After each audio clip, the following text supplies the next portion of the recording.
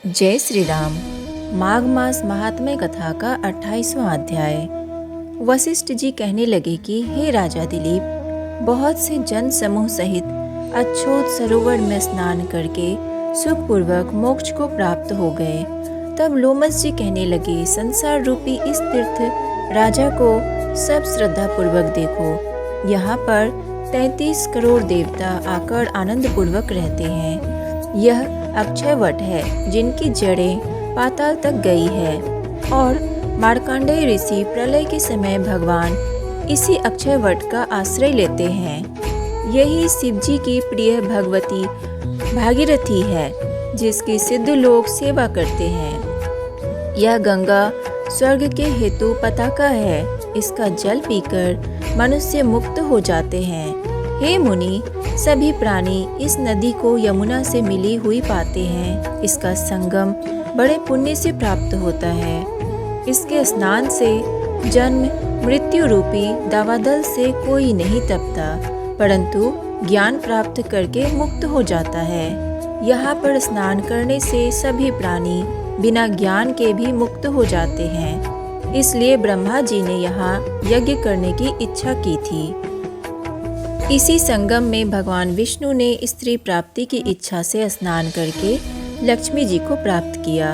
यहाँ पर त्रिशूलधारी शिव जी ने त्रिपुर दैत्य को मारा था, और प्राचीन काल में उर्वशी स्वर्ग से गिरी थी तथा स्वर्ग पाने की इच्छा से यहाँ पर ही उसके स्नान करने से नहुस कुल के राजा ययाति ने वंशधर पुत्र प्राप्त किया।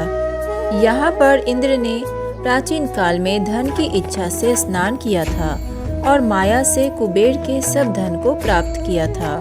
प्राचीन काल में नारायण तथा नर ने हजारों वर्ष तक प्रयाग में निराहार रहकर उत्तम धर्म किया था।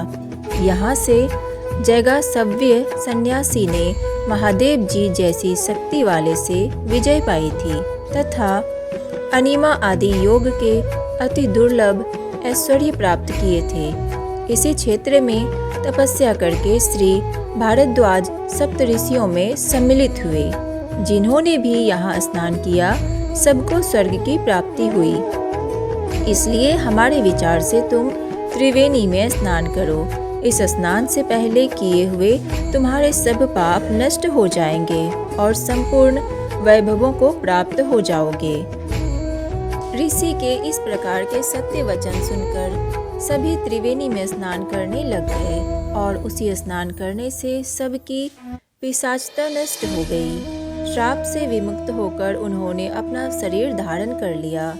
वेद निधि ने अपनी संतान को देखकर प्रसन्न चित्त होकर लोमस जी को संतुष्ट किया और कहा कि आपके अनुग्रह से ही श्राप से विमुक्त हुए।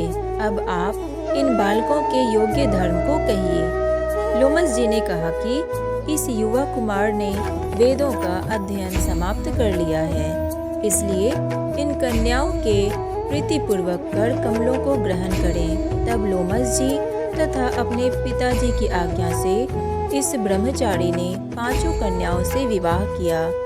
इन कन्याओं के सब मनोरथ पूर्ण हुए। जिसके घर में लिखा हुआ यह महात्म्य पूजा जाता है, वहाँ नारायण ही पूजे जाते हैं।